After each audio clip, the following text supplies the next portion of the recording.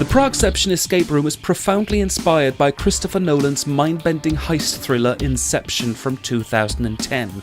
And maybe there were certain legal problems obtaining the rights from the film producers in Hollywood, since Pragueception has now been redubbed Dream Extractors.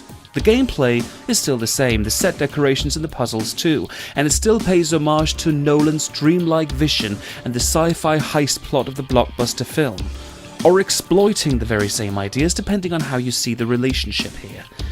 Anyway, the setup is somewhat similar to Inception. There's a famous professor who has invented a special serum that will give people the ability to use their brains to the fullest extent.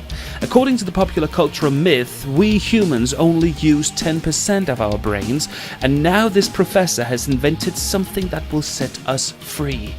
But here's the problem. He won't share it with the rest of humanity.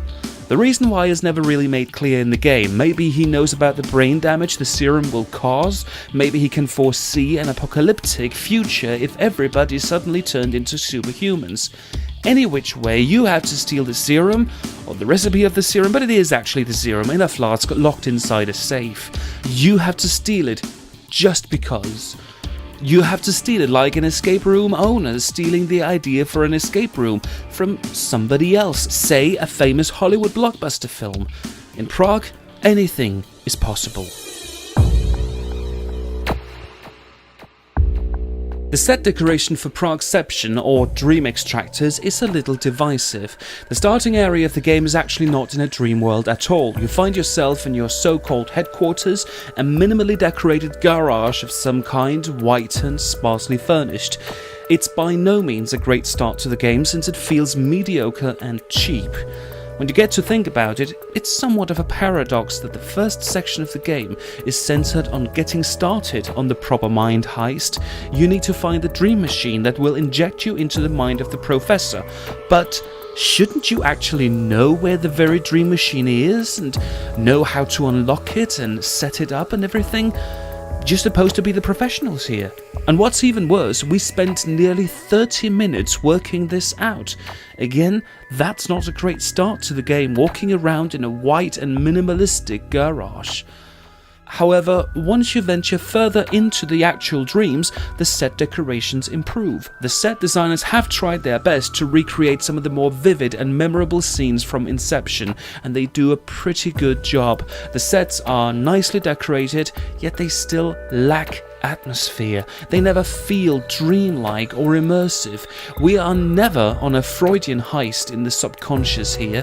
They most of all look and feel like nice, if slightly wacky, window decorations in a posh department store. In other words, you can admire the recreation of the famous Inception set-piece scenes in escape room form, but you never feel like you're actually part of the plot or the set. Like the set decorations, the puzzles are also divided into two in Pragueception, or Dream Extractors. The puzzles of the first sections are frustratingly difficult due to two factors. Number one, there are too many red herrings. For instance, padlocks that you're not supposed to open, color schemes that don't match up with the colored keys in the room, and documents written in Czech that are completely unimportant to the game. And two, the mechanical problems with several of the locks. We spent far too many minutes trying to dial up the correct code on a padlock for it to be any fun, and we got the right code and we tried it several times. In total, 3 locks in the entire game had to be forced open, and as mentioned before, we spent nearly 30 minutes in the most boring and frustrating part of the game, the first room. Not cool. But then you venture on into the dreams, and like the set design, the puzzles change too. They become more fun, they become more inventive, although there's still many numbers to be discovered and deciphered along the way. You even have to do a couple of quite obnoxious math puzzles, adding huge numbers together without a piece of paper. But overall, the puzzles turn out to be quite creative, involving a payphone, a fountain, black light, an artificial brain, and much, much more. It's not thriller-like in any way, but more a very family-friendly version of Inception. Our experience with the game masters, we had two, was not all that positive. The language barrier between our English and their English was huge, and the two employees had a tough time playing host and hostess to us. They simply seemed more scared of us than forthcoming and welcoming. During the game, the language barrier turned out to be a real problem due to the complexity of some of the puzzles. We couldn't understand what they said, and they clearly couldn't understand us either.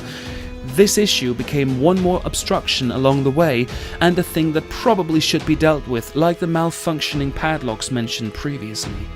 Still, the Game Masters knew how to use the mandatory walkie-talkies, and the walkies at least worked all right during the game.